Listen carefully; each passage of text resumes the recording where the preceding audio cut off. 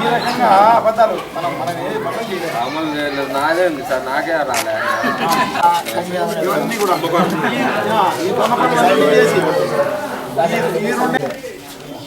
రైతులందరికీ చెప్పా, వాళ్ళకి ఏం చేయలేదు. పూల తోటలు అంటే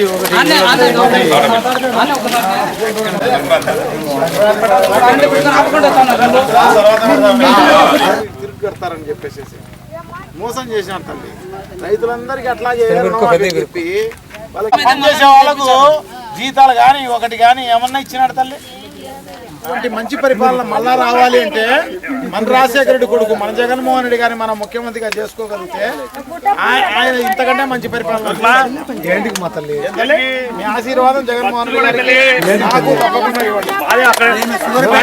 అమ్మా ఇవన్నీ కూడా బాలుకు చెప్పి ఇంట్లో వాళ్ళందరికీ చెప్పి చిక్కులేసి మళ్ళీ మాకు ఇవ్వు అమ్మా పాప.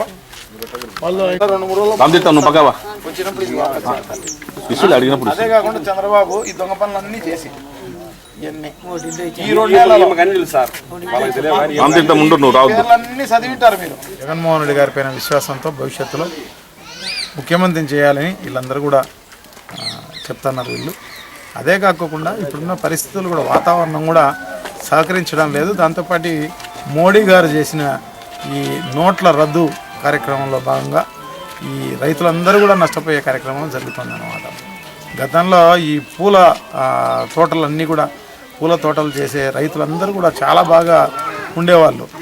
గత సీజన్లోనే ఈ పూలకు 120 రూపాయలు 150 రూపాయలు రేటు ఉండేదన్నమాట కేజీ. అటువంటిది ఈరోజు 8 రూపాయలు 10 రూపాయలు కూడా అమ్మడం లేని పరిస్థితి అన్నమాట.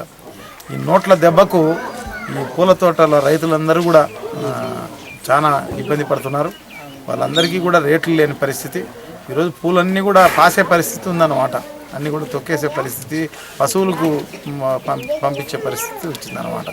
అదే కాకుండా చంద్రబాబు గత 9.5 సంవత్సర కాలంలో రైతుల పరిస్థితి అట్లాగే ఉంది, కరువుతో విలువెల్లాడే పరిస్థితి. అట్లే కాకుండా ఇప్పుడు కూడా ఈ 2.5 సంవత్సర కాలంలో కూడా కంటిన్యూస్గా కరువుతో విలువెల్లాడుతున్న పరిస్థితి మనం చూస్తున్నాం అన్నమాట.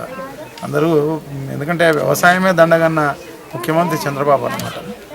అటువంటి పరిపాలనలో రైతులు బాగుపడతారు అంటే అది ఎవరైనా నమ్మశక్యం కాదు. దాంతోపాటు ఎప్పుడు చంద్రబాబు అధికారంలోకి వచ్చినాడనుకో తప్పకుండా వెనకమ్మడే కవల పిల్లల వలె కరువు కూడా వచ్చే కార్యక్రమం జరుగుతుంది అన్నమాట. అది ఆ నుండి నిజం చేసే కార్యక్రమం జరుగుతోంది. వరుసగా కరువులు 2.5 సంవత్సరాల నుంచి కరువులే అన్నమాట.